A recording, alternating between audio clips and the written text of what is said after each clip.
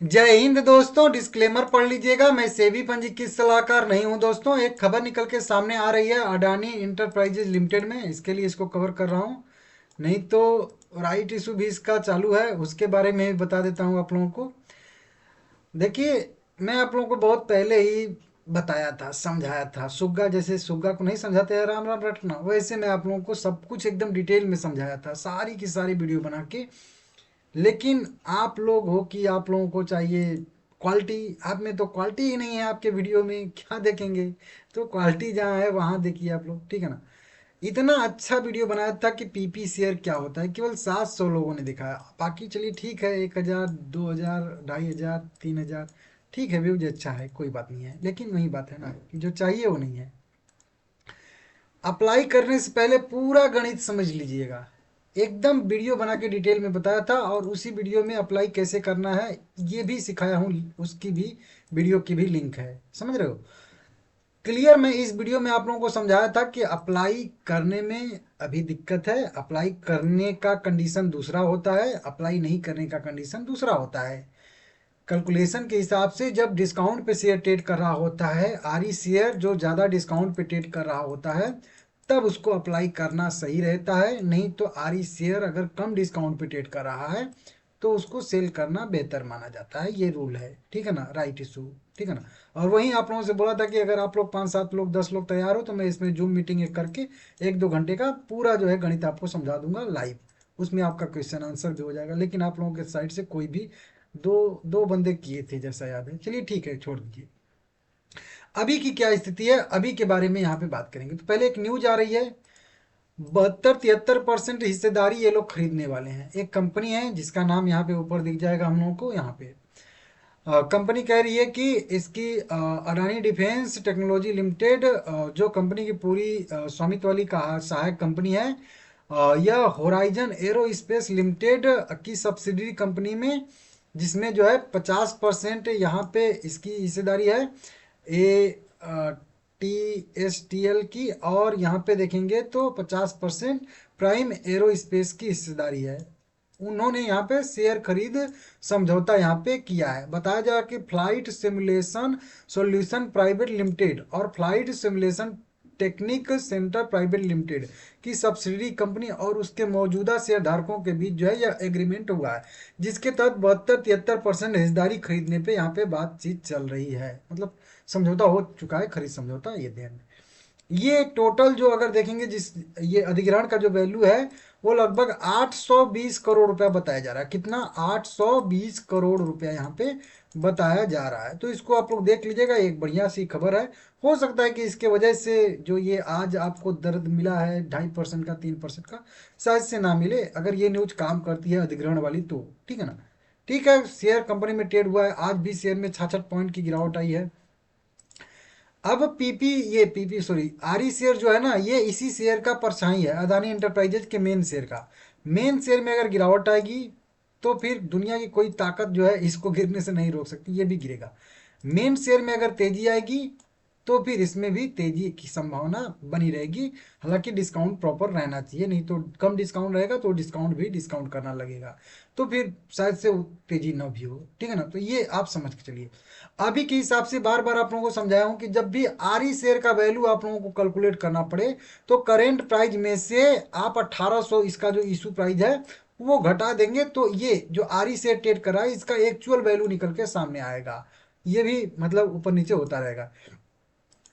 2450 रुपया अभी current price दिखा रहा है, तो उसमें से 1800 घटाएंगे तो 450 आएगा। मतलब ये जो शेयर आरी शेयर ट्रेड कर रहा है इसकी टोटल वैल्यू जो अभी की मतलब करेंट मतलब एक्चुअल वैल्यू के लिए है 450 रुपये। और आप लोगों को एक चीज और अगर ध्यान हो तो जब इसका एडजस्टमेंट हुआ था इस शेयर का, एक आरी शेयर का, तो वो लगभग 640 रुपये पर इक्विटी शेयर के हिसाब से लगभग हुआ।